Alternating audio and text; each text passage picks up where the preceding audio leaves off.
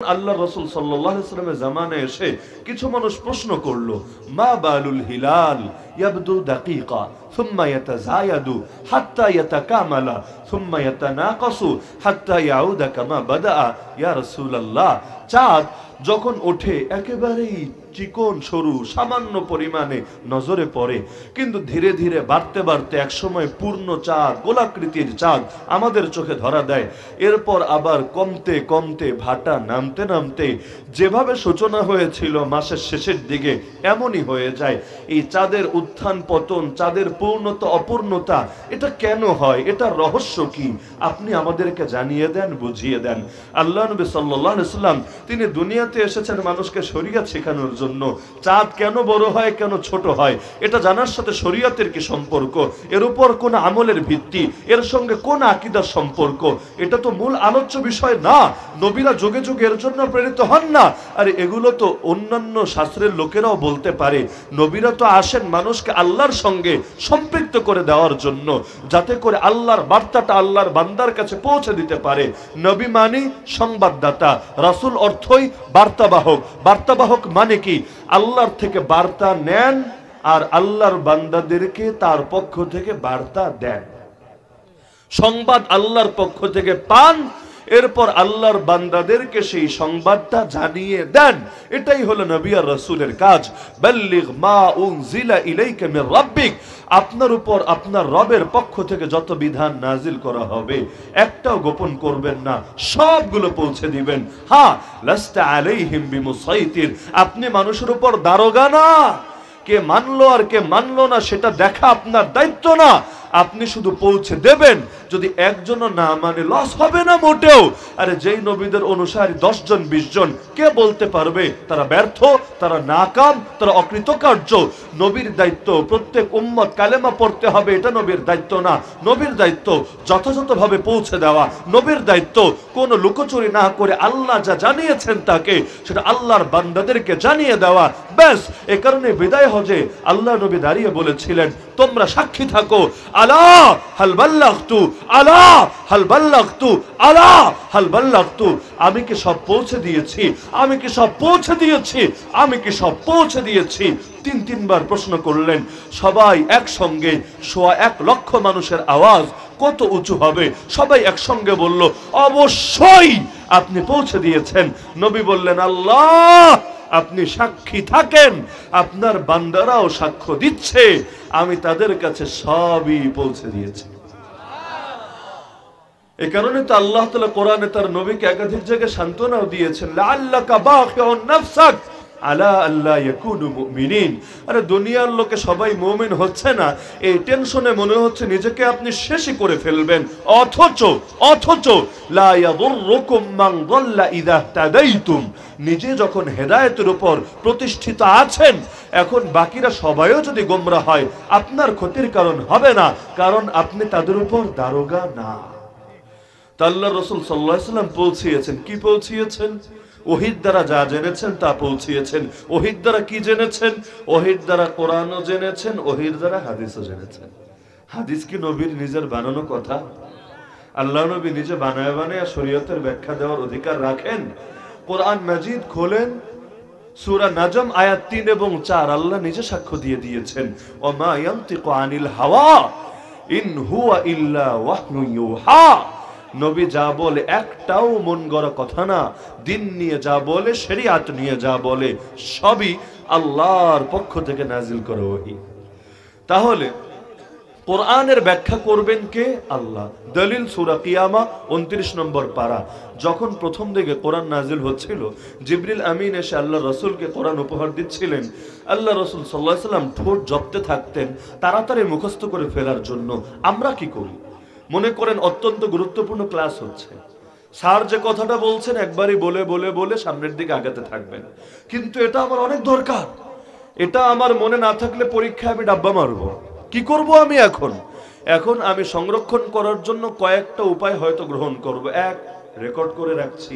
অনেক সময় sound recorder ব্যবহার করে স্যারের লেকচারকে ছাত্ররা সংরক্ষণ করে, কখনো টুকে রাখে, নোট করে। যাদের হাতের লেখা চালু, আমরাও করেছি আলহামদুলিল্লাহ, হাতের লেখা চালু তারা নোট করে ফেলে, কেউ বাংলায়, কেউ ইংলিশে, কেউ আরবিতে, যেই ভাষায় লিখতে সহজ হয়। আমাদের জন্য বাংলার চাইতে আরবিটা তাড়াতাড়ি লিখতে পারতাম, তাড়াতাড়ি সহজ ছিল। তো উস্তাদ বাংলায় বললো, আমরা সংক্ষেপে আরবিতে মূল কথাগুলো নোট করে রাখতাম, কারণ আরবি টানের উপর লেখা যায়, বাংলা ওই তুলনায় একটু পেঁচিয়ে পেঁচিয়ে ঝামেলা করে লিখতে হয়। তো এই কারণে হুজুর বলতেন বাংলায়, পয়েন্টগুলো নিজে টুকে রাখতাম আরবিতে। সুবিধা কি, আমি 1 বছর পরও যদি খাতায় নজর দেই, আমার মনে পড়বে আমার উস্তাদ, আমার মুহাদ্দিস, আমার শেখুল হাদিস, উনি অমুক ক্লাসে অমুক দিন এই আলোচনা করেছেন। 3 নম্বর একটা অপশন হলো, যেখানে রেকর্ডারও নাই, যেখানে লেখারও মাধ্যম নাই, এখানে কি করবে? এখানে অনেক সময় মুখে মুখে জপে। যেমন আমরা হুজুররা মাঝে মধ্যে আপনাদেরকে দোয়া শিখাই, বিভিন্ন আরবি বাক্য শিখাই, নাকি শিখাই না? যেমন খেতে গেলে কি বলবেন? বিসমিল্লাহি ওয়া আলা বারাকাতিল্লাহ, আল্লাহর নামে, আল্লাহর দেওয়া বরকতের উপরে। এখন যারা জানে তো জানে, যারা জানে না, আমি যদি দোয়ার ফজিলত বয়ান করি, এরপর বলি ভাই দোয়াটা সবাই শিখে রাখেন। আমি বললাম বিসমিল্লাহি ওয়া আলা বারাকাতিল্লাহ, দেখবেন আমার বলা শেষ হতে দেরি, সঙ্গে সঙ্গে মজলিস থেকে সবাই আওয়াজ দিবে বিসমিল্লাহি ওয়া আলা বারাকাতিল্লাহ, বিসমিল্লাহি ওয়া আলা বারাকাতিল্লাহ। যে মুখস্থ রাখতে চায় 10 বার, 20 বার, 30 বার বলবে, নাকি বলবে না? কোরআন মুখস্থ করি কিভাবে আমরা? হাফেজে কোরআন যারা, এরা পুরো কোরআনটা সিনার মধ্যে ধারণ করে কিভাবে? একবার পড়লেই কি সব মনে থাকে? এমন মেধাবী কালে ভদ্রে এমন 2-1 জন পাওয়া গেলেও যেতে পারে। নরমালি একবার পড়লেই মনে থাকে, বিষয়টা এমন না, বারবার বারবার পড়া লাগে। যত বেশি জপে তত বেশি মুখস্থ হয়, ঠোঁটস্থ হয়, আত্মস্থ হয়। এ কারণে কোরআনের এক একটা আয়াত, তোরে ভাই খালি এক একটা আয়াত না, এক একটা আয়াত কিন্তু এক একটা জান্নাত। জানেন তো এই বাস্তবতা? কোরআনের এক একটা আয়াত খালি এক একটা আয়াত না, কোরআনের এক একটা আয়াত এক একটা জান্নাত। কিয়ামতের দিন আল্লাহ বলবেন, যার সিনার মধ্যে কোরআন আছে, আপনাদেরও তো আছে আলহামদুলিল্লাহ, সবার আছে, 1টা 2টা 10টা 20টা সূরা নাই এমন কেউ আছে না? কৃষ্ণপুরে, মুরাদনগরে থাকার কথা না। সবার সিনায় কি আছে? গর্বের সাথে বলেন না, কি আছে? কোরআন আছে, আল্লাহর কালাম আছে, আল্লাহর কিতাব আছে। সুবহানাল্লাহ, এর চাইতে বড় সৌভাগ্য আমার জীবনে কি হতে পারে? আল্লাহর রাসূল বলেন, ইউকালু লিসাহিবিল কুরআন, কিয়ামতের দিনে এই কোরআনওয়ালাদেরকে বলা হবে। কোরআনওয়ালা কারা জানেননি? অন্য হাদিসে নবী জানিয়েছেন, ইন্না লিল্লাহি আহলিনা মিনান নাস, মানুষের মধ্যে আল্লাহর অনেক ফ্যামিলি মেম্বার আছে। সাহাবীরা শুনে পেরেশান, আরে আল্লাহর আবার ফ্যামিলি হবে কেমনে? আল্লাহ তো স্ত্রীও গ্রহণ করেন নাই, আল্লাহ তাআলা তো সন্তান সন্ততিও নাই, আল্লাহর বাবাও নাই, আল্লাহর মাও নাই, এগুলো আল্লাহর শানে শব্দ প্রয়োগ করলে ঈমানই থাকবে না। আল্লাহর আবার ফ্যামিলি হয় কেমনে? আবার সেই ফ্যামিলির মেম্বার কারা? এদেরকে তো দেখতে হয়, জানতে হয়, চিনতে হয়।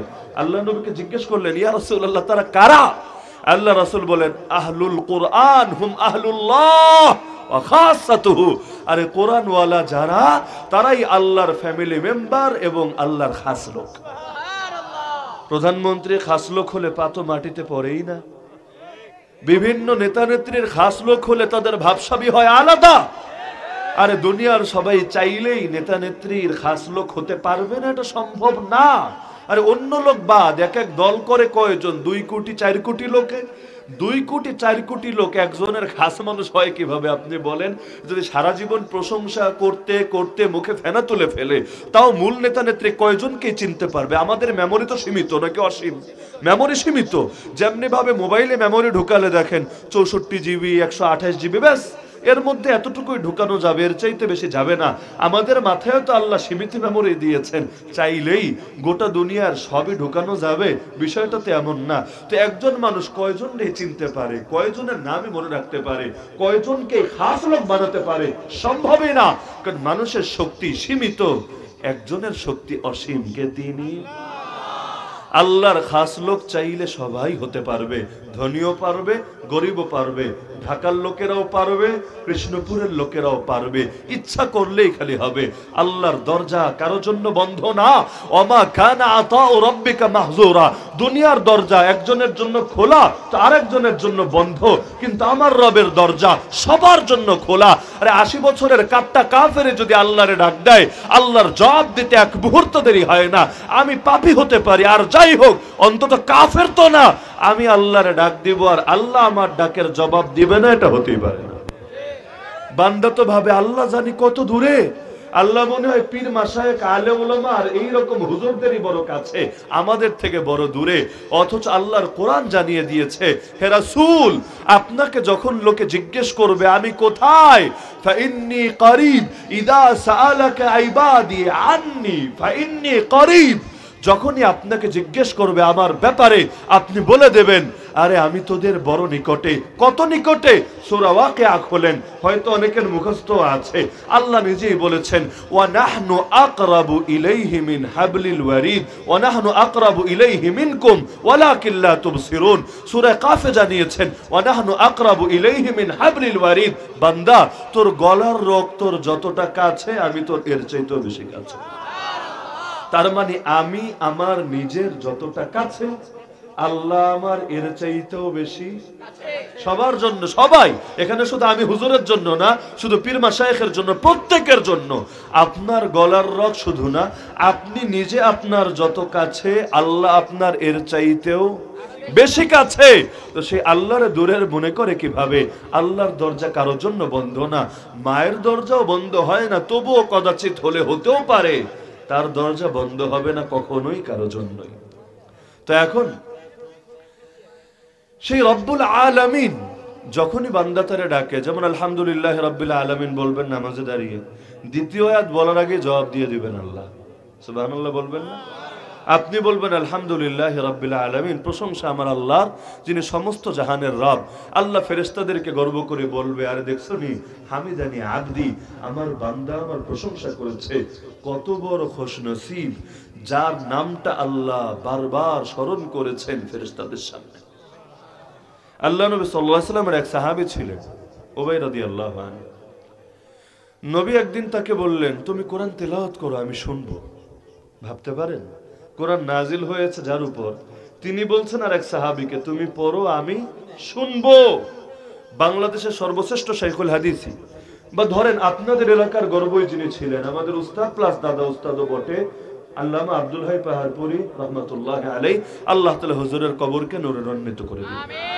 হুজুর যদি আমার মতো আদনা তালেবুল ইলমকে বলে, বাবা তুমি হাদিস পড়ো আমি শুনবো, তাহলে অন্তরে ভালোবাসা, ভালো লাগা, গর্ব জাগবে নাকি জাগবে না? আল্লাহর নবী বলছেন, তুমি কোরআন তেলাওয়াত করো আমি শুনবো। তিনি অবাক হয়ে বলছেন, রাসূল কি বলেন? আলাইকা আকরা ওয়া আলাইকা উনজিলা, আপনার উপর কোরআন নাজিল হয়েছে, আমি আপনাকে কোরআন তেলাওয়াত করে শোনাবো? কিভাবে সম্ভব? এটা কিভাবে পারবো আমি? আল্লাহ নবী বললেন, আরে আমাকে আদেশ করেছেন আমার রব, হাকাযা আমারানি রব্বি। তিনি অবাক হয়ে গেলেন, রব আদেশ করেছে নবীকে এই সাহাবীর থেকে কোরআন তেলাওয়াত শুনতে। তিনি অবাক হয়ে প্রশ্ন করলেন, আওয়া সাম্মানি রব্বি, আবেগে আপ্লুত হয়ে বলেন, ইয়া রাসূলুল্লাহ, আমাকে শুধু একটা কথার জবাব দেন, আমার রব আমার রব আমার রব কি আমার নাম নিয়ে বলেছেন? তিনি ভাবতেই পারছেন না রব তার মতো একজন আদনা, একজন সাধারণ সাহাবীর নাম নেবেন।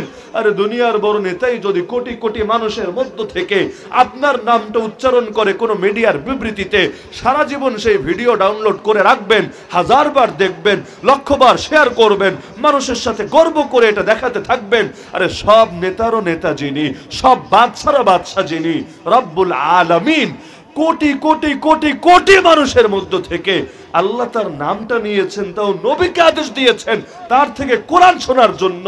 তিনি অবাক। রাসূল খালি বলেন, রব কি আমার নাম নিয়েছেন? তিনি বললেন, হারে রব তোমার নাম নিয়ে আমাকে বলেছেন। সঙ্গে সঙ্গে কাঁদতে শুরু করলেন, নিজের আবেগ আর চোখের পানি ধরে রাখতে পারলেন না। রব্বুল আলামিন আমাকে স্মরণ করেছেন, আমার নাম উল্লেখ করেছেন।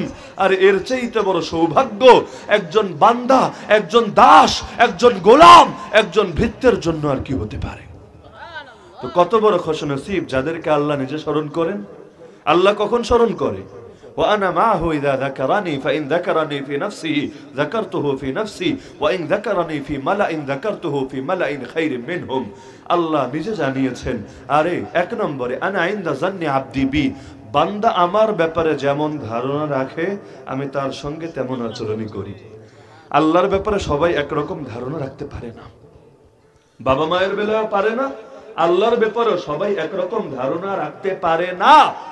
আল্লাহ বলেন, বান্দা তুই আমার ব্যাপারে যেমন ধারণা রাখবি আমিও তোর সঙ্গে তেমন আচরণই করব।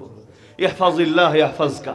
অন্য হাদিসে নবী যেটাকে বলেছেন, আল্লাহর হেফাজত করবে আল্লাহ তোরে হেফাজত করবে। আল্লাহর হেফাজত করবেন কেমনে? দুনিয়ার কোন বাতিলের সাধ্য আছে আল্লাহর উপর হামলা চালাবে? আরে আছে নাকি? চেষ্টা করেছে অনেকে। ফেরাউনও বলেছিল তার সভাসদ বর্গকে, কোরআনে আছে, ইয়া হামান ইবনিলি সারহা লাআল্লি আবলুগুল আসবাব আসবাবাস সামাওয়াত ফাআত্তালিআ ইলা ইলাহি মূসা ওয়া ইন্নী লাআযুন্নুহু কাযিবা। হে হামান, সিঁড়ি বানা, সিঁড়ি দিয়ে উঠবো, উঠে উঠে আমি দেখব আরে কোথায় মুসার আল্লাহ লুকায় আছে। আমার ধারণা সে মিথ্যাবাদী, আমি এবার নিজেই খুঁজে বের করব আল্লাহ কই আছে। ইয়াজুজ মাজুজের নাম শুনছেন না আপনারা? দাজ্জালের পরে আসবে যেই মহা ফিতনা, যেভাবে ঢেউ আছড়ে পড়ে একটার উপর আরেকটা, তারাও সংখ্যা এত বেশি হবে, একদল আরেক দলের উপর আছড়ে পড়তে থাকবে, এত বেশি সংখ্যা। প্রথম দল গিয়ে সাগরে মুখ দিলে সাগরের পানি শেষ, পরের দল এসে ভাববে আরে এ দেখি পুরাই মরা সাগর, এই সাগরে কোনোদিন পানি হয়তো ছিল না, কিন্তু পানি ছিল। প্রথম দল মুখ দিয়ে সব সাবার করে দিয়েছে। তো এই ফিতনা দুনিয়ার মানুষকে ব্যাপকভাবে হত্যা করার পর নবী ঈসা আলাইহিস সালামকে তো খুঁজে পাবে না, তার সঙ্গে থাকা মুমিনদেরও খুঁজে পাবে না। তার আল কুদসের পার্শ্ববর্তী পাহাড় জাবালুল খামারের আড়ালে লুকিয়ে থাকবেন। আল্লাহ বলবেন আপাতত লুকিয়ে থাকেন, এদের মোকাবেলা আপনারা করতে পারবেন না, এদের মোকাবেলা আমি নিজেই করব। দ্বীনের জন্য লড়াই করাও সুন্নাহ, দ্বীনের জন্য প্রয়োজনে আত্মগোপন করাও সুন্নাহ। আমার রাসূল সাল্লাল্লাহু আলাইহি ওয়াসাল্লাম বদরে গিয়ে লড়াইও করেছেন। আমার রাসূল হিজরতের সময় গুহার মধ্যে 3 দিন আত্মগোপনও করেছেন। দ্বীনের জন্য মায়ের খাওয়াও সুন্নাহ, দ্বীনের জন্য মায়ের দেওয়াও সুন্নাহ। আমার নবী তয়েফে গিয়ে মায়ের খেয়ে রক্তাক্ত হয়েছেন, এটাও সুন্নাহ। বদরে গিয়ে কুফরের মেরুদণ্ড ভেঙে দিয়ে এসেছেন, যেই ময়দানে আবু জাহাল বলেছিল আজকের দিনের পর পৃথিবীতে আল্লাহর আর ইবাদত হবে না, লা ইউবাদুল্লাহু বা'দা হাযাল ইয়াউমি আবাদা। সেখানে গিয়ে আল্লাহ ওর অহংকারকে চিরতরে মিটিয়ে দিয়েছেন। আল্লাহর রাসূল আর উদ্ধত শিরকে মাটির সাথে মিশিয়ে দিয়ে এসেছেন। তো দ্বীনের জন্য তয়েফের মতো মায়ের খাওয়াও সুন্নাহ, দ্বীনের জন্য বদরের মতো কুফরের মেরুদণ্ড ভাঙাও সুন্নাহ। একটাকে মানবে আর একটাকে মানবে না, নিজেকে কোনোদিনও নবীর প্রেমিক দাবি করতে পারবে না। নবীকে মানতে চাইলে পূর্ণাঙ্গ ভাবেই মানতে হবে, শুধু নিজের সুবিধার মতো করে নবীকে মানবে এটা চলবে না। যেমন অনেকে আছে ব্যক্তি জীবনে নবীরে বহুত মানে, কিন্তু নবীর শিক্ষা তো পূর্ণাঙ্গ। পূর্ণাঙ্গ বুঝেন তো, যার বাইরে থেকে কিছু ধার করে চলা লাগে না, ভিক্ষা করে চলা লাগে না। পূর্ণ তো পূর্ণই, অপূর্ণতা যেখানে থাকে সেটাকে কখনোই পূর্ণ বা পূর্ণাঙ্গ বলা যায় না। ইসলাম পরিপূর্ণ, এটা কার কথা? সূরা মাইদা আয়াত নম্বর 3 দেখে নিয়েন, আল্লাহর কথা। ইসলাম পরিপূর্ণ, এটা রাসূলেরও কথা। ইসলাম পরিপূর্ণ, এটা গোটা উম্মতেরও কথা। এখন পরিপূর্ণ হওয়ার অর্থ কি? যে ইসলাম কিভাবে বাথরুম করবেন এটা শেখালো, কিভাবে দাঁত পরিষ্কার করবেন এটা শেখালো, কিভাবে কাপড় চোপড় পরবেন তাও শেখালো, কিভাবে ইস্তেঞ্জা করবেন এটাও শেখালো, কিভাবে স্ত্রীর সাথে মেলামেশা করবেন তাও শেখালো। সে ইসলাম বড় বড় বিষয়গুলো শেখাবে না।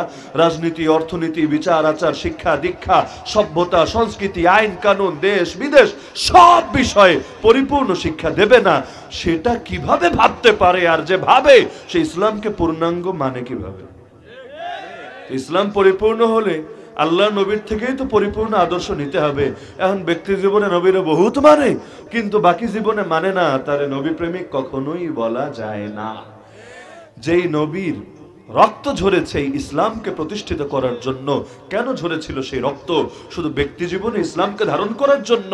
তাহলে পারলে কেউ প্রমাণ দেখ, কিয়ামত পর্যন্ত টাইম দিলাম, পারলে কেউ প্রমাণ দেখ আমার নবী 40 বছর বয়সে হেরা গুহায় যখন তার কাছে প্রথম ওহী এসেছে, ইকরা বিসমি রাব্বিকাল্লাযী খালাক খালাকাল ইনসানা মিন আলাক ইকরা ওয়া রাব্বুকাল আকরাম আল্লাযী আল্লামা বিল কলম আল্লামাল ইনসানা মা লাম ইয়ালাম। এই সূরা কলমের এই যে 5টা আয়াত নাজিল হলো হেরা গুহায় 40 বছর বয়সে। এর আগের জীবনে তিনি কুফরে লিপ্ত ছিলেন, শিরকে লিপ্ত ছিলেন, জাহেলিয়াতে লিপ্ত ছিলেন, মূর্তি পূজা করেছিলেন। এমন প্রমাণ কিয়ামত পর্যন্ত টাইম দিলাম, পারলে কেউ এনে দেখা। পারবে নাকি পারবে না? পারবে নাকি পারবে না? তার মানে তো এটাই জাহেলি যুগেও আমার নবী মূর্তি পূজারী ছিলেন না, মুশরিক ছিলেন না, একদিনের জন্য কাফের ছিলেন না, একদিনের জন্য পৌত্তলিক ছিলেন না। বলবেন হুজুর বুঝলাম ঈমান ঠিক ছিল, কিন্তু আমল হয়তো করে নাই। আরে পাগল, আমল যদি না করে হেরা গুহায় মাসের পর মাস কাটিয়ে করলোটা কি? হেরা গুহায় কি পিকনিক করতে গিয়েছে? হেরা গুহায় কি এলাকা সফর করতে গিয়েছে? আরে দিন নাই রাত নাই এরকম লাগাতার ইবাদত আমাদের কয়জনে করতে পারে? রমজানের শেষ দশকে ইতিকাফের টাইম আসলেই লোক খুঁজে পাওয়া যায় না, টাকা দিয়ে ইতিকাফে বসতে হয়। এই বাংলাদেশের তিক্ত বাস্তবতার ইতিকাফ এত গুরুত্বপূর্ণ এক বিধান। কিছু লোকে করলে সবার দায় মাফ হয়, কেউই না করলে সবাই পাপী হয়। স্পষ্ট ফতোয়া দিচ্ছি, কারো সন্দেহ থাকলে যাচাই করেন, বাছাই করেন, সব মুফতিদের থেকে মাসালার ফতোয়া নিতে থাকেন। টাকা দিয়ে, টাকার বিনিময়ে যদি মসজিদ ইতিকাফে বসান আর একজন লোক স্বতঃস্ফূর্ত ভাবে না বসে, কারো গুনাহ মাফ হবে না, এলাকার সকলে গুনাহগার হবে। কিন্তু দেখবেন লোক খুঁজে পাওয়া যায় না। এমন মসজিদও আছে ইতিকাফে একজনও বসে না, টাকার অফার দিলেও বসে না। আর দুই এক জায়গায় ওই টাকা টোকা দিয়ে দুইজন চারজনে বসায়, এভাবে হক আদায় হবে না। তার মানে কি? চাপ মনে করে, মহাব্বত নাই, চাপ মনে করে, প্রেশার মনে করে। অথচ ইবাদত করতে হয় চাপ নিয়ে না মহাব্বত নিয়ে? কি ধারণা, কি নিয়ে? চাপ নিয়ে বললো গে সংসার কইরেন তো, মানে বউ যা বলবে এমন একটা ভাব দেখাবেন, আরে পুরাই প্রেশার, হুদাই ঝামেলা। এইরকম সংসার শুরু করেন তো মাথার চুল কি থাহে না মাথাটা মিরপুর চান্দু স্টেডিয়াম হয়ে যায় আমারে কোয়েন। তো বই নারাজ হয়ে যায় চাপ মনে কইরা তার খেদমত করলে। মায়ের সঙ্গে এমন আচরণ করেন যে চাপ বোঝা, সে বুড়া হয়ে গেছে, আপনার এখন বোঝা বোঝা লাগছে। এভাবে টাকা দিলেও দেখবেন মা খুশি হয় না, দোয়ার পরিবর্তে বদদোয়া আসে। আরে মহব্বতের সঙ্গে সামান্য কিছু করলেও লোকে খুশি হয়। বেয়াদবির সঙ্গে 1 লাখ টাকা দিলেও খুশি হবে না, মহব্বতের সঙ্গে একটা চকলেট দিলেও খুশি হবে। বাস্তব না অবাস্তব? তা আল্লাহর ইবাদত করব চাপ মনে করে না মহব্বত করে? কিন্তু কয়জন লোক মহব্বত মনে করে যাকাত দেয়, কয়জন লোক মহব্বতের সঙ্গে হজ করে, কয়জন লোক মহব্বতের সঙ্গে ইতিকাফ করে?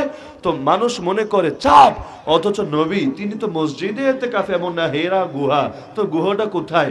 ঘরের কোনায় একটা ফুটা ছিল, এইটার মধ্যে ঢুকেই মনে হয় ইবাদত করছে। না রে ভাই, আপনি তো একা একা রাতের বেলা একটু জঙ্গলে বাথরুম করা লাগলে এখানে যেতে পারেন না। শহর থেকে যারা গ্রামে আসে না মাঝে মধ্যে বেড়াইতে, নাকি আসে না? আসে। যদি এমন হয় সবসময় শহরেই থাকে, হঠাৎ করে গ্রামে আসছে আর বাথরুমটা বাড়ি থেকে দূরে। অনেক গ্রামে আছে, আপনাদের এখানে আছে কিনা আমি জানি না। বাথরুম দূরে, একটু হেঁটে হেঁটে যাওয়া লাগে, কল থেকে বদনা ভরা লাগে, এরপর নিয়া ঠক্কর ঠক্কর কইরা হাইটা গিয়া সে টিনের দরজা লাগাইয়া ভেতরে কর্ম সেরে আসতে হয়। বহুত পোলাপান এমন আছে শহর থেকে আইসা ডরে আর ভয়ে রাইতে বাথরুমে যায় না। এমন আছে নাকি নাই? আছে নাকি নাই? তো এখান থেকে ওখানে যেতেই ডরায়, ভয় পায়। আর হেরা গুহা, কই জনমানুষ থাকে, কই এলাকার কত দূরে পাহাড়। সৌদি কখনো গেলে দেখে আইসেন, ওই পাহাড়ে উঠতেই তো আপনার জীবন তেজপাতা হয়ে যাবে, জুয়ানরাই হাঁপায়া যাবেন, মুরব্বীরা তো দূরের কথা। এত উপরে উঠে ওই ফুডা একটার মধ্যে ঢুকে ইবাদত করেন, যেখানে সাপে কামড় দিলে চিৎকার করলে শোনারও কেউ নাই, হেল্পে গিয়ে আসবে দূরের কথা, কারো কানে যাবে না। এখানে দিন নাই রাত নাই, নির্জনে ইবাদত করে কিভাবে? আপনি হলে তো ভয়ে হার্ট ফেল করতেন। আরে আমি বাসায় ঘুমাইলেই বোবা আইসা আমারে যেমনে জড়ায়া ধরে মহাব্বতের সাথে, আমি যদি গর্তে গিয়া ঢুকি আমারে কি আর আস্ত রাখবে? কেমন ভয় আসে নাকি আসে না? কত মানুষ কবরস্থানে যেতেই ডরায়, জিয়ারত করবে দূরের কথা, কবর দেখলেই ভেতরটা ভয় পেতে থাকে। জানা যায় ভয় পায় কেন লোকে? কারণ একদিন তার কপালে ওই হালত নেমে আসছে, এটাই তো স্মরণ করে। তা আমার নবী হেরা গুহায় গিয়ে ইবাদত করেছেন নাকি করেন নাই? এখন পারলে কেউ প্রমাণ করুক বেদাতি তরিকায় ইবাদত করেছেন, শিরকি তরিকায় ইবাদত করেছেন, জাহেলি তরিকায় ইবাদত করেছেন। কিয়ামত পর্যন্ত টাইম দিলাম, কেউ প্রমাণ করতে পারবে না, বরং এটাই মানতে হবে সহি দ্বীনের আলোকেই ইবাদত করেছেন। বলবেন নবী তো তখন হন নাই, শহীদিন পেলেন কেমনে? কেন? তার পিতা ইব্রাহিম আলাইহিস সালাম এবং ইসমাইল আলাইহিস সালাম যে আদর্শ মক্কার বুকে রেখে গিয়েছিলেন। এক সমাজে সবাই কখনো খারাপ হয় না, হ্যাঁ ভালোর সংখ্যা কম ছিল, বাদাল ইসলাম ও গারিবা, কিন্তু হক একেবারেই হারিয়ে যায় নাই, তাওহীদ একেবারেই হারিয়ে যায় নাই। নবী জানিয়েছেন যেদিন এই পৃথিবী থেকে তাওহীদ পুরো দমে হারিয়ে যাবে, না আসমান থাকবে না জমিন থাকবে, গোটা আসমান জমিন বরবাদ হয়ে কিয়ামতি কায়েম হয়ে যাবে। তা আমার নবী তিনি তো ব্যক্তি জীবনে আগ থেকেও ধর্ম মেনেই চলেছেন। তাহলে মায়ের 40 বছরে খেলেন না, রাতারাতি মায়ের খাওয়া শুরু হলো কেন? প্রথম ওহী আসার পরেই যখন খাদিজা রাদিয়াল্লাহু আনহা নিয়ে গিয়েছিলেন তাকে তার আরেক তাওহীদপন্থী চাচাতো ভাই ওয়ারাকা বিন নওফেলের কাছে, তখনই নবীকে বলেছিল, হায় রে ভাতিজা, এক বিবেচনায় তো চাচাতো বোনের জামাই, আর আরেক বিবেচনায় আবার ভাতিজা, বাপের বিবেচনায়। তো বললেন, হায় ভাতিজা, ইয়া লাইতানি লাউ আকুনু হাইয়ান ইয ইখরিজুকা কওমুক, সেদিন যদি আমি জিন্দা থাকতাম, যেদিন তোমার জনপদের লোকেরা তোমারে বের করে দেবে। নবী বড় কষ্ট পেলেন, কি বলছেন আপনি, কি কথা এগুলা? আওয়া মুখরিজিয়াহুম, আমাকে বের করে দেবে? আর কেমন কথা এটা? আরে আমি তো তাদের নয়নের মণি, চোখের তারা, মাথার তাজ, যাকে 40 বছর সবাই শ্রদ্ধাই করেছে, ভালোই বেসেছে, তাকে লোকে কিভাবে বের করে? তো তিনি বললেন, শোনো ভাতিজা, যে আদর্শ নিয়ে তুমি দুনিয়াতে এসেছো, তোমার আগে যারাই এসেছে পরিণতি সবার কপালে একই হয়েছে। এই জামানায় দেখেন, আদর্শটা খালি ছেড়ে দেন, দেখবেন সুযোগ আর সুবিধার কোনো অভাব নাই। আদর্শ নিয়ে যারা চলতে চায় তারাই পেরেশানি হয়। তো সরকারি চাকরি করুক, বেসরকারি চাকরি করুক, আর আমার মতো হুজুর মানুষই হোক, যে আদর্শ নিয়ে বাঁচতে চাইবে, আদর্শের উপর মরতে চাইবে, এই দুনিয়া তার সঙ্গে সেই জামানার বেলালের সাথে, সুমাইয়ার সাথে রাদিয়াল্লাহু আনহুম ওয়া আনহুন্না আজমাইনের সাথে যে বর্বর আচরণ করেছে, এই জামানাও একই নির্মম আর নৃশংস আচরণ করবে। আর যে যত গোল আলু হবে, গোল আলু বুঝেন তো, সব তরকারির সঙ্গেই চলে, দুনিয়া তারে তত বেশি বুকে জড়ায় নেবে। দেশে হুজুর তো এত লাখ লাখ, জেলখানায় কয়েকজন কেন? কোনো না কোনো কারণ তো অবশ্যই আছে। যদি বলেন না আলেম হলেই জেলে যাওয়া লাগে, তাহলে সবাই তো জেলে যেত। যদি কম্পেয়ার করে বের করেন না, আপনার আকলে সাক্ষ্য দেবে, আপনার অ্যানালাইসিসই আপনার সামনে বাস্তবতা উন্মোচন করবে। নামে আর কামে বিশাল পার্থক্য আছে। কেউ হয় নামকা ওয়াস্তে, কেউ হয় কামকা ওয়াস্তে। নামকা ওয়াস্তে যারা হয়, এদের নিয়ে কারো কোনো অ্যালার্জি থাকে না। এই যুগ তো দূরের কথা, যেই যুগে নবীর সাহাবীদের মারছিল, নবীর বিরুদ্ধে 27টা যুদ্ধ করেছে, নবীর সাহাবীদের বিরুদ্ধেও প্রচুর যুদ্ধ হয়েছে, সেই যুগেও এক দলকে তারা ভালোই বলেছে। কোন দল? মুনাফিক। কোন দল? মুনাফিকদের বিরুদ্ধে আবু জাহাল কবে বলেছে? আমাকে ডকুমেন্ট দেখান। আবু লাহাব কবে বিবৃতি দিয়েছে? আমাকে প্রমাণ দেখান। দেয় নাই। অথচ মুখের কালেমা কিন্তু একই ছিল। কাদিয়ানীদের কালেমা কি জিজ্ঞেস করিলেন কখনো পাইলে? এটাই জবাব পাবেন, লা ইলাহা ইল্লাল্লাহ মুহাম্মাদুর রাসূলুল্লাহ। হিজবুত তাওহীদের কালেমা কি জিজ্ঞেস করিলেন? এই জবাবই পাবেন, লা ইলাহা ইল্লাল্লাহ মুহাম্মাদুর রাসূলুল্লাহ। যারা কোরআন মানে হাদিস মানে না, আহলে কোরআন, ওদেরকে পাইলে জিজ্ঞেস করিলেন তোদের কালেমা কি রে? লা ইলাহা ইল্লাল্লাহ মুহাম্মাদুর রাসূলুল্লাহ। আর আমাদের সাধারণ বাচ্চাদেরকেও ধরে জিজ্ঞেস করিলেন, বল তো তোদের কালেমা কি? বলবে লা ইলাহা ইল্লাল্লাহ মুহাম্মাদুর রাসূলুল্লাহ। তো কালেমা শব্দ আর বাক্য এক হলো না ভিন্ন হলো? আরে এক হলো না ভিন্ন হলো? কিন্তু মানুষে মানুষে কতই না পার্থক্য হলো। নবী বলেছেন তার উম্মত 73 দলে ভাগ হবে। নবীর উম্মত তো হিন্দুরা নাকি? খ্রিস্টানরা, বৌদ্ধরা, নাস্তিকরা, কারা কারা? তো মুসলমান ভাগ হবে কয় ভাগে? এইটাও হলো বড় বড় ভাগ। এক হলো মূল দল, এক হলো উপদল। দুটো এক জিনিস না। মূল দল আর উপদল বোঝেননি? যেমন উদাহরণ দিলে, যে উদাহরণ খুব ভালো বুঝবেন, যেমন আওয়ামী লীগ একটা মূল দল। আওয়ামী লীগের মধ্যে যুবলীগ আছে নাকি নাই? কৃষক লীগ, শ্রমিক লীগ, ছাত্রলীগ, আরো কি কি লীগ আমার সব মনেও নাই। একটা আছে নাকি ওলামা লীগও। তো এই যে এতগুলা ভার্সন, এগুলোকে বলে উপদল। কি দল? কি দল?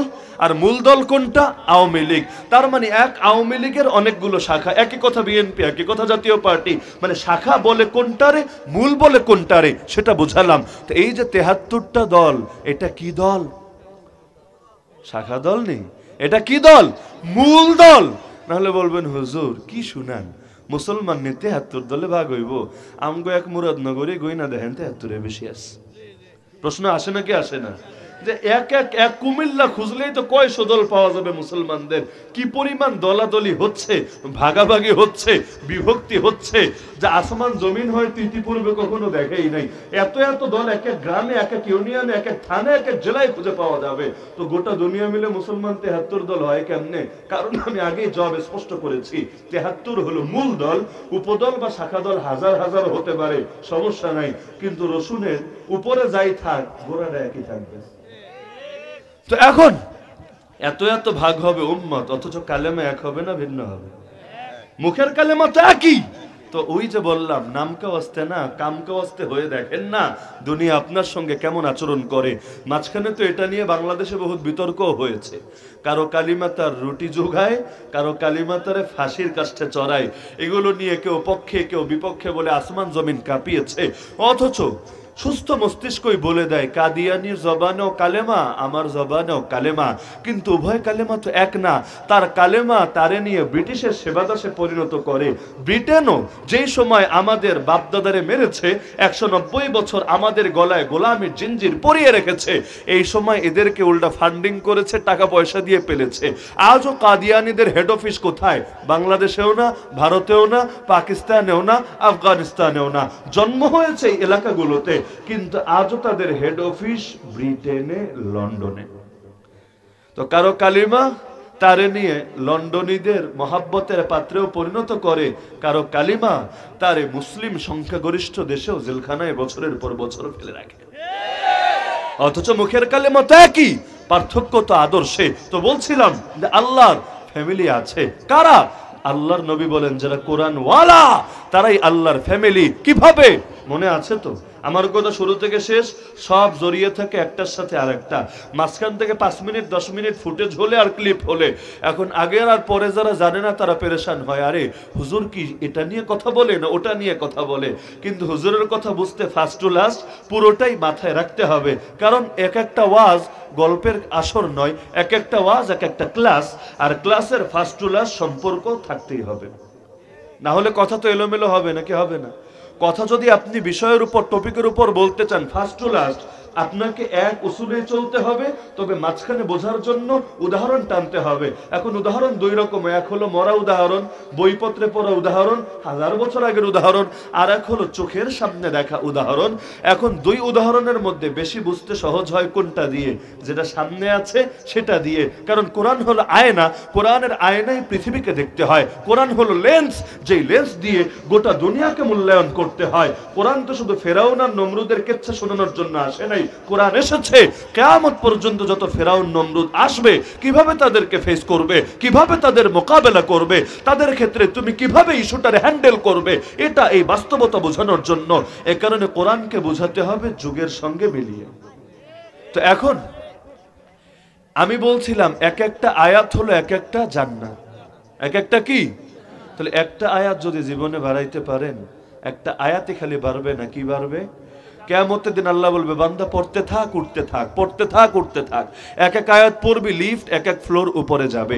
যেই আয়াতে গিয়া থামবি সেটাই হবে তোর জান্নাত। ফাইন্না মানজিলাতাকা ইনদা আখিরি আয়াতিন তাকরাউহা, যে ব্যক্তি আলহামদুল আলিফ থেকে মিনাল জিন্নাতি ওয়ান নাস সিন সুবহানাল্লাহ সুবহানাল্লাহ সবগুলো আয়াত পড়বে, সর্বোচ্চ জান্নাতে গিয়ে তার লিফট থামবে। তো যে সব পড়তে পারবে না তাতে কি? যার আয়াতের সংখ্যা যত বেশি হবে সে তো ততদূর আগাবে। তো ডেইলি যদি একটা করে আয়াত শিখতে পারেন, একটা করে আয়াতই হবে না একটা করে জান্নাত হবে।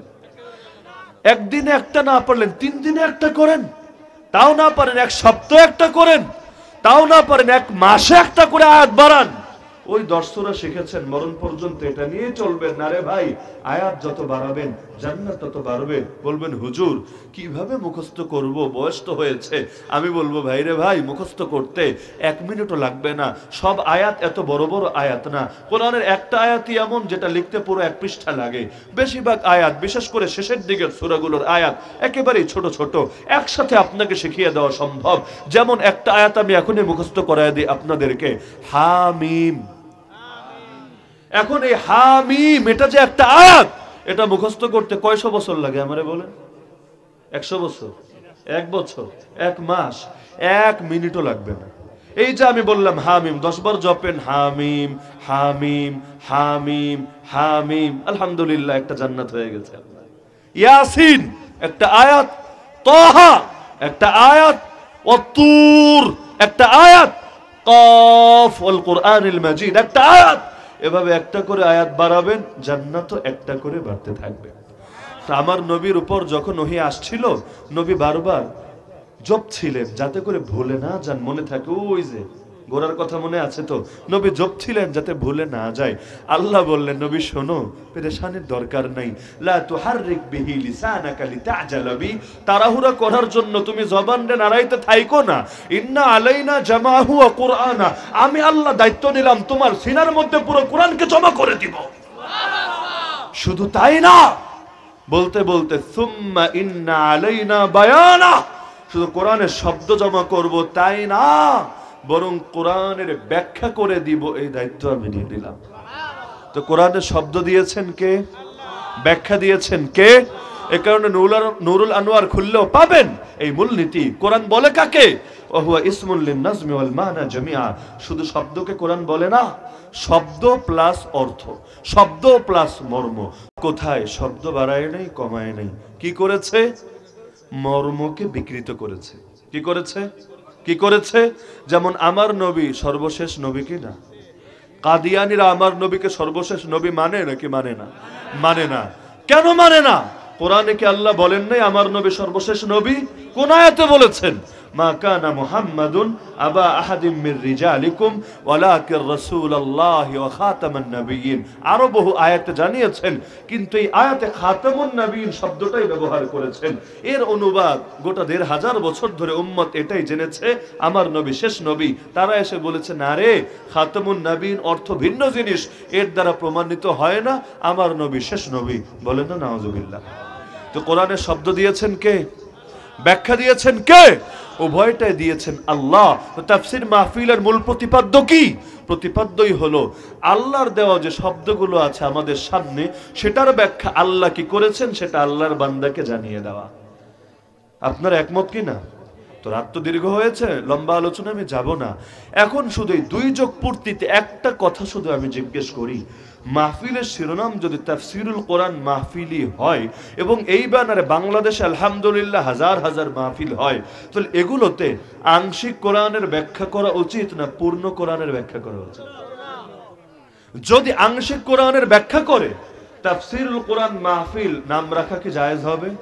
কারণ সে নামের মধ্যে তো কোরআন শব্দ ব্যবহার করছে, আর কোরআন মানে আলহামদুল আলিফ থেকে মিনাল জিন্নাতি ওয়ান নাসের সিন পর্যন্ত পুরোটাই বোঝায়, শুধু আংশিকটারে তো বোঝায় না। তো নাম দিবা পুরো কোরআনের মাহফিল, তো ব্যাখ্যা হবে আংশিক কোরআনের মাহফিল। এটা মানুষের জন্য ধোঁকা হবে, প্রতারণা হবে। এমনকি মানুষ যে টাকা দেয় মাহফিলে, কিসের জন্য দেয়? এই যে বাংলাদেশে অধিকাংশ মাহফিলে তো কালেকশন হয়, এখানে হয় কিনা আমি জানি না, হওয়ার কথা না। তো এই যে অধিকাংশ মাহফিলে যে কালেকশন হয়, মূল মাকসাদ কি থাকে মানুষের? যে আমি অর্থ দিচ্ছি, তারা আমাকে জ্ঞান দিবে, আমাকে ইলম দেবে। আমার কাছে অর্থ আছে, জ্ঞান নাই। তাদের কাছে হয়তো জ্ঞান আছে কিন্তু আয়োজন করার অর্থ নাই। দুটোর মধ্যে সম্মিলন হোক, আমিও ফায়দামন্দ হব, সেও ফায়দামন্দ হবে, এটাই তো মাকসাদ। এখন যদি এমন হয় প্রতি বছর বছর আমরা আসলাম, যাওয়ার সময় পকেটে হাদিয়ার খামও নিয়ে গেলাম, আর যুগ তো ফেতনার যুগ, এখন তো আসার আগেই খাম পৌঁছে যায় পকেটে, না আসলে গাড়ি চলে না। দাওয়াত দেওয়ার সময় 50%, গাড়ি ছাড়ার সময় 30%, বাকি রইল 20%। স্টেজে ওঠার আগে এটাও করে দিতে হবে ক্লিয়ার। আর হেলিকপ্টার হলে আরেকটু ভালো, আর যদি ভিন্ন কোনো বিকল্প রাখা যায় আরো ভালো। তো এই তো মাকসাদ, তো এখন এগুলোই হয়েছে। তো প্রতি বছর বছর এসে আমি সকলের থেকে হাদিয়াগুলো নিয়ে গেলাম, কিন্তু সারা জীবন বসে কোরআনের একটা সাইড, একটা পাঠ বা কিছু আয়াতের তাফসীর করেই জীবনটা কাটিয়ে দিলাম। যা জানে সেটারে জানাতে জানাতে জানাতে জানাতে আবারও শোনাতে শোনাতে শোনাতে শোনাতে কান ঝালাপালা করে দিলাম। আর যা জানে না, চাপা পড়ে আছে, বছরের পর বছর ধরে ভয়ে কেউ মুখে আনছে না, সেটা আমিও আপনাকে নতুন করে স্মরণ করালাম না। বিশ্বাস করেন, আমার জন্য অর্থগুলো হালাল হবে না, এই মাহফিলের এই শিরোনাম দেওয়া জায়েজ হবে না, বরঞ্চ আপনি কিয়ামতের দিন বিচার দিবেন আল্লাহর কাছে। আল্লাহ, এই হুজুরটারে ফলো করতাম, এই হুজুরটার উপর আস্থা রেখেছিলাম, কিন্তু সে আমাকে মিসগাইড করেছে, আমাকে প্রতারিত করেছে। রব্বানা আরিনাল্লাযীনা আদাল্লানা মিনাল জিন্নি ওয়াল ইনস রব্বানা ইন্না আতানা সাদাতানা ওয়া কুবারানা ফাআদাল্লুনা সাবিলা রব্বানা আতিহিম ضعفين من العذاب والعنهم لعنا كبيرا। তো এখন দুনিয়ায় যদি মুখ বন্ধ রাখি কিছুদিন ভালো থাকবো, এটা আমরাও বুঝি। জেল খাটা লাগবে না, হুমকি ধমকি সহ লাগবে না, বরঞ্চ যেই মেধা যোগ্যতা প্রতিভা আল্লাহ দিয়েছেন তা দিয়ে সকল হকপন্থী আলেমী ভালো পজিশন কামিয়ে নিতে পারবে। কারণ জ্ঞানীর কদর সবার কাছেই আছে, অন্তত সুস্থ মস্তিষ্কের যারা, তারা অবশ্যই জ্ঞানীদেরকে কদর করে চলে। হালাকু খান আর চেঙ্গিস খানের দরবারেও দালাল জ্ঞানী যারা ছিল, তাদের বড় বড় কদর আর মর্যাদা তার দরবারেও ছিল। সব মুসলমানদের মেরেছে এমন না, অনেক মুসলমানদের পেলেছে পর্যন্ত। যারা দালালির পথ বেছেছে তাদেরকে মারে নাই, যারা তার মোকাবেলায় নেমেছে তাদেরকে ছাড়েও নাই। তো সারা জীবন বসে নিলাম আর নিলাম আর নিলাম, দেওয়ার বেলে আংশিক দিলাম আর দিলাম আর দিলাম। দুনিয়ায় তো বহুত নিরাপদ থাকলাম, আখেরাত তো বরবাদ হয়ে যাবে। কিয়ামতের দিন গলায় আগুনের লাগাম পরিয়ে রবের সামনে হাজির করা হবে। কুকুরের গলায় লাগাম পরাতে দেখেছি, ঘোড়ার গলায় লাগাম পরাতে দেখেছি, গরুর গলায় লাগাম পরাতে দেখেছি, মানুষের গলায় তো লাগাম পরাতে দেখি না। কিয়ামতের দিন আল্লাহ এভাবে লাগাম পরিয়ে, তাও আগুনের লাগাম পরিয়ে হাজির করবেন তার সামনে, এরপর ঠেলে দিবেন জাহান্নামে। কারণ আল্লাহর আদেশ তো আমি পালন করি নাই, নবীর উপর আদেশ ছিল, যা নাজিল করেছে সব পৌঁছাতে হবে। তা আমরা তো নবীরই ওয়ারিস নাকি অন্য কারো ওয়ারিস? তো নবীর দায়িত্ব যা, আলেমের দায়িত্ব ভিন্ন। আল উলামা ওয়ারাসাতুল আম্বিয়া, শাইখুল হাদিস আল্লামা আজিজুল হক রাহমাতুল্লাহ আলাইহি, যার পুত্র আজও কারাগারে। পুত্রের নাম? তো সেই শাইখুল হাদিস আল্লামা আজিজুল হক রাহমাতুল্লাহ আলাইহি বলতেন যে আল উলামা ওয়ারাসাতুল আম্বিয়া, আলেমরা নবীর ওয়ারিস। এটাকে তো প্রচার করি ফজিলতের হাদিস হিসাবে, নিঃসন্দেহে ফজিলতের হাদিস। তবে যতটুকু ফজিলতের হাদিস তার চাইতে বেশি দায়িত্বেরও হাদিস। বাপের কাজে সন্তানের কাজ, বাপের যে কাজ বাকি থাকবে সন্তানই সেটা সুসন্তান হলে সম্পূর্ণ করবে। তা আল্লাহর নবী যে মিশন নিয়ে নেমেছেন, সেই মিশনকেই তো আলেমের নিজের কাঁধে তুলে নিতে হবে, তখনই না ওয়ারিস শব্দ সার্থকতা পাবে। তো একজন আলেম হিসাবে তার দায়িত্ব হলো সবই বলতে হবে। যেই কথা শুনলে দুর্বল বাতিল বেজার সেটাও বলতে হবে, যেই কথা শুনলে শক্তিশালী বাতিল বেজার সেটাও বলতে হবে। আর বলতে গেলে সংঘাত হবেই। সংঘাত ছাড়া কোনো নবীও দুনিয়াতে দিন প্রচার করতে পারেন নাই। প্রত্যেক নবী মাজলুম ছিলেন, প্রত্যেক নবীর শত্রু ছিল। আল্লাহ নিজেই কোরআনে জানিয়েছেন, ওয়াকাযালিকা জাআলনা লিকুল্লি নাবিয়্যিন আদুওয়াম মিনাল মুজরিমিন। প্রত্যেক নবীকেই যখন দুশমনের শিকার হতে হয়েছে, জুলুমের শিকার হতে হয়েছে, গালি খেতে হয়েছে, মা ইউকালু লাকা ইল্লা মা ক্বাদ কিলা লির-রুসুলি মিন ক্বাবলিক, সেই পথের পথিকে তো আমরা, তা আমাদের পথ কাটা মুক্ত হবে কিভাবে? তো পুরো কথার খোলাসা, প্রথম সাক্ষাতে তো মূল আলোচনায় ঢুকতে হয় না, নিয়ম ভূমিকা। প্রথম আলোচনায় ভূমিকা দিতে হয়। তো মূল তাফসিরে তো ঢোকার সুযোগই নেই, শুধু ভূমিকাটা দিচ্ছি যে কোরআনের তাফসির করতে চাইলে পুরোটাই করা লাগে। যতটুকু বললে পিঠ বাঁচে, পেট বাঁচে, পকেটও বাঁচে। পিঠ বাঁচা মানে মাইর আসে না, পেট বাঁচা মানে খাওন দাওন কমে না, পকেট বাঁচা মানে আগামী বছরের দাওয়াতও মিস হয় না। সহজ ব্যাখ্যা তো এটাই। শুধু ততটুকু বলার নাম তাফসিরে কোরআন না। তাফসিরে কোরআন তখনই হবে যখন বাতিলের রক্তচক্ষুকে উপেক্ষা করে আর তাগুতের প্রয়োজনে চোখের সামনে দাঁড়িয়ে ওদেরকে হাত দিয়ে ইশারা করে করে, প্রয়োজন মৃত্যুর পরোয়ানা কাঁধে নিয়ে ফাঁসির কাষ্ঠে দাঁড়িয়েও কালেমার জয়গান, ঈমানের জয়গান আর কোরআনের প্রতিটা বিধানের আহ্বান জাতির সামনে রেখেই যাবে। সেটাকেই তো একমাত্র তাফসিরে কোরআন বলা যাবে।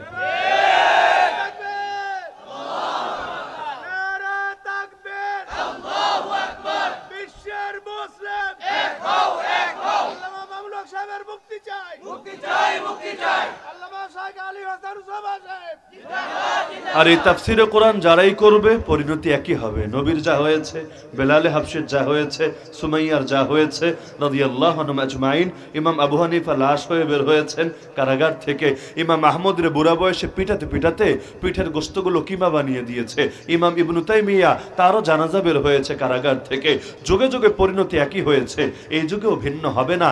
এই যুগেও মুফাসসিরে কোরআনরা লাশে পরিণত হয়ে যাচ্ছে।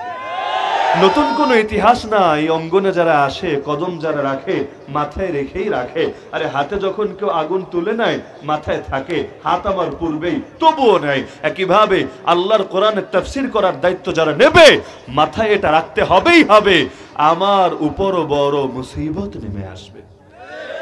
দুনিয়া মুমিনের জেলখানা, গোটা দুনিয়ায় যদি জেলখানা হয়, ছোট ছোট জেলখানাগুলো, এগুলো আর কোন ক্যাটাগরিতে পড়ে? হ্যাঁ, বলতে পারেন হুজুর আমাদের উপর তো মুসিবত আসে না, শুধু অন্যদের উপরই কেন আসে? জবাব সিম্পল। আরে বিসিএস দিতে গিয়েছে যে ছেলে, তাকে যেভাবে পরীক্ষা নেওয়া হবে কেজি ওয়ানের ছাত্রকে কখনোই সেভাবে পরীক্ষা নেওয়া হবে না। পরীক্ষা নেওয়া হয় লেভেল অনুসারে। লেভেলে পার্থক্য থাকলে পরীক্ষায়ও পার্থক্য থাকবে। যার ঈমান বেলালে হাবশির মতো হবে, দুনিয়া তার সঙ্গে বেলালের মতো আচরণই করবে। যার ঈমান আফিয়া সিদ্দিকার মতো হবে, দুনিয়া তার সঙ্গে আফিয়ার মতো আচরণই করবে। যার ঈমান মোল্লার ওমরের মতো হবে, দুনিয়া তার সঙ্গে মোল্লা ওমরের মতো আচরণই করবে। আর যার ঈমান মুনাফিকদের মতো হবে, কাদিয়ানীদের মতো হবে, হিজবুত তাওহীদের মতো হবে, দুনিয়া তার সঙ্গে তার লেভেল অনুসারেই আচরণ করবে। আল্লাহ নবী নিজে বলেছেন, ইউবতালার রাজুলু বিহাসাবি দীনিহি, তোর দিনদারি আর ঈমান যতটুকু তোর উপর পরীক্ষা আসবে ততটুকু। আশাদ্দুন নাসি বালান আল আম্বিয়া, বুখারীর হাদিস, সবচাইতে বেশি পরীক্ষায় পড়বে নবীরা, উম্মত না নবীরা। সুম্মাল্লাযীনা ইয়ালুনাহুম সুম্মাল্লাযীনা ইয়ালুনাহুম, এরপর নবীর যে যত কাছে তার পরীক্ষা হবে তত বেশি। সুতরাং পরীক্ষা দিতে রাজি আছেননি? এত ভূমিকা দেওয়া লাগে কেন জানেননি? দেওয়া লাগে এই যুগে লোকে বলতে তো ভয় পায়, লোকে শুনতেও ভয় পায়। বাস্তব না অবাস্তব? শুনতেও ভয় পায়। কিছু মানুষ তো হিম্মত করে বলে যায় এবং সর্বজামানায় বলে যাবে ইনশাআল্লাহ, হকের আওয়াজ কখনোই থামবে না, কিন্তু লোকে তাদের কথা শোনার সাহসই করে না। আরে অমুক হুজুরের মাহফিলে গেলে কপালে আমার কি হবে, অমুক হুজুরে আনলে কি জানি মহা মুসিবত নেমে আসবে, অমুক হুজুরের ভিডিওতে লাইক কমেন্ট করলে চাকরি না বুঝি আমার যায় হারিয়ে। এই যে ভয়, এই যে ভীতি, এটাই যদি হয় অধিকাংশ মানুষের নীতি, পৃথিবীর মধ্যে দিন কবে আর কিভাবে প্রতিষ্ঠিত হবে বলেন? কিছু মানুষ সামনে থাকবে, বাকিরা অন্তত সাপোর্ট দিবে, এটাই তো হওয়া দরকার ছিল মূলনীতি। যেমনটা কাফেররা করে, লড়াই সবাই করে না, কিন্তু অল্প কিছু লড়াকু থাকে, যোদ্ধা থাকে, পেছন থেকে সবাই সমর্থন দিতে থাকে। আর সমর্থন না দিলে কি হয়? কারবালার প্রান্তরে যা হয়েছে, চিঠি দিয়ে যারা এনেছে, বিপদে তারাই দাঁড়ায় নাই পাশে। ফলাফল আল্লাহ নবীর দৌহিত্রের রক্তে কারবালার মাটি রঞ্জিত হয়েছে, কিন্তু ধান্দাবাজরা ঠিকই বেঁচে গেছে। এখন আমাদেরও হালত, আল্লাহ না করুক, কষ্ট নিয়ে এমন হয়ে গেছে। আগায় যান, আমরা আছি আপনার সাথে, আমরা আছি আপনার পেছে। বিপদে খালি পইরা দেখেন, কেউ নাই আপনার ডাইনে বামে, সামনে পিছে কোনো জায়গাতে। অথচ এই দেশে মুসলমান কত আর হুজুর কত? যদি ধরি মুসলমান 14 কোটি, এর মধ্যে কারাগারে ঢুকেছিল কয়জন? 1000 জন, 1300 জন। এর মধ্যে আলেম কয়জন? সব মিলে ধরেন বড় আলেম, যাদেরকে সবাই চেনে, এক নামে জানে, যাদের সঙ্গে মুসাফা করতে পারলো নিজেদের জীবনকে সার্থক মনে করে, 100 জন, 200 জন, 500 জনই ধরলাম। তো 14 কোটি মানুষ কোথায়? 500 জন কোথায়? কত পার্সেন্ট হয়? কত ভাগের 1 ভাগ হয়? এত কোটি মানুষ মিলে যারা নিজেদের এই কয়েকজন আলেমকে হেফাজত করতে পারে না, তারা নবীরে পেলেও যে নবীর সাহায্যে কতটুকু করত, এটা বুঝতে পিএইচডি করা লাগে না। কোথায় ওই জামানার পরীক্ষার, কোথায় জামানার পরীক্ষা? হাদিস তো আগেই শুনিয়েছি, ঈমান যেমন মুসিবত তেমন। তো ঈমান কি আমাদের বেশি না ওই জামানার মানুষদের বেশি? কোথায় তাদের ঈমান? কোথায়